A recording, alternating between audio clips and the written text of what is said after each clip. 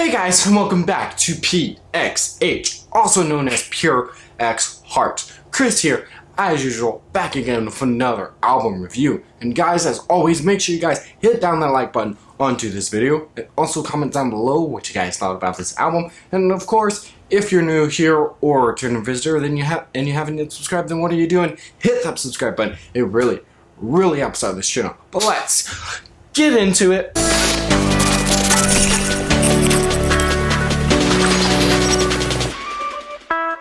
Volume 3, Part 2, is the latest from the group of worship singers otherwise known as Maverick City Music. If you guys have seen my Maverick City Music Volume 3, Part 1, which is basically almost everyone, because it was the most surprising hit of my reviews. I was not expecting it to be as popular as it did. But wow, you guys just showed up, so whenever part 2 was coming out, I was really excited for it, just to review it.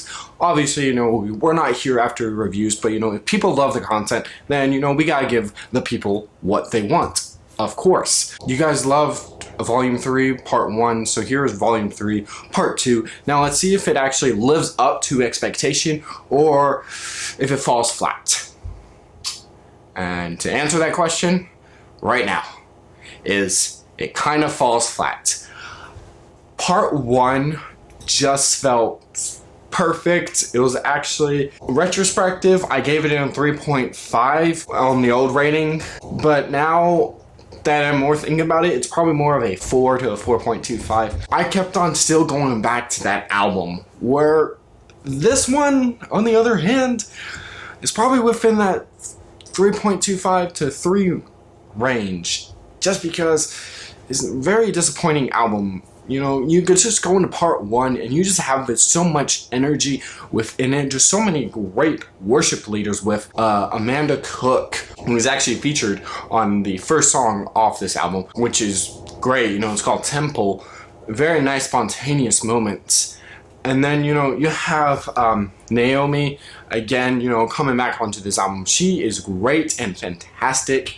Mary Jane George, who was actually featured on part 1 with the song Such an Awesome God, is very prominently featured onto this album. And the reason why I'm not a huge fan of it is because it almost sounds like a House Fires album.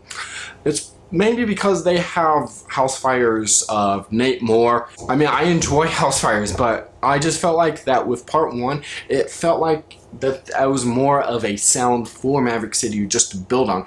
Whereas this one just, it almost feels a little bit all over the place. It's definitely not as great as part 1. There's just so many great songs with that one.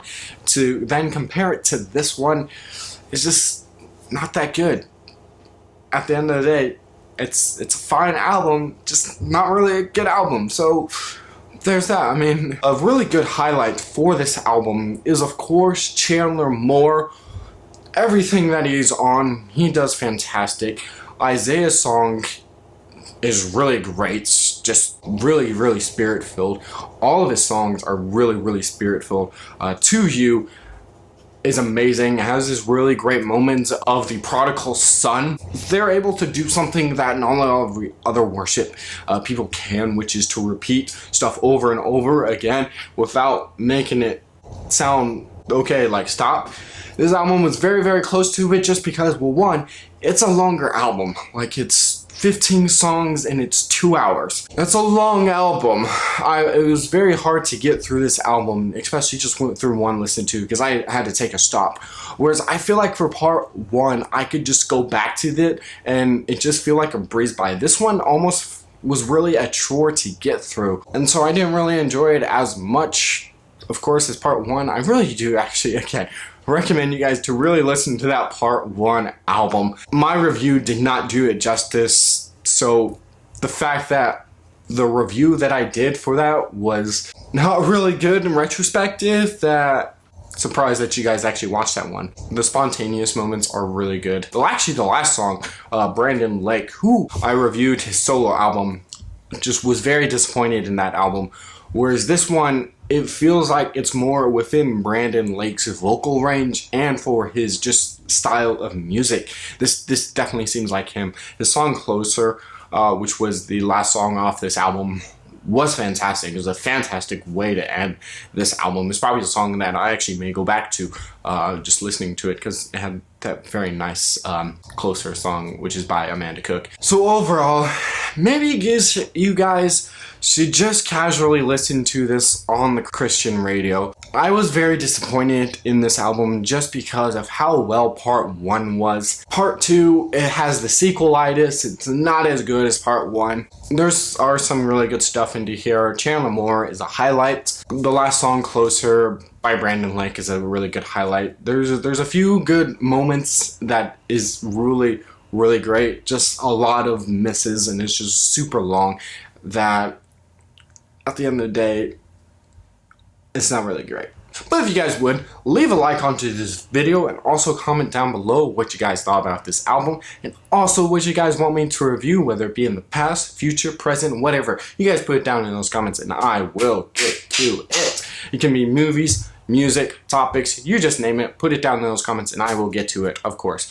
If you're new here or a returning visitor and you haven't yet subscribed, then what are you doing? Hit that subscribe button. It really helps out this channel. But remember to go along with Jesus and change the culture. Boom. Bye.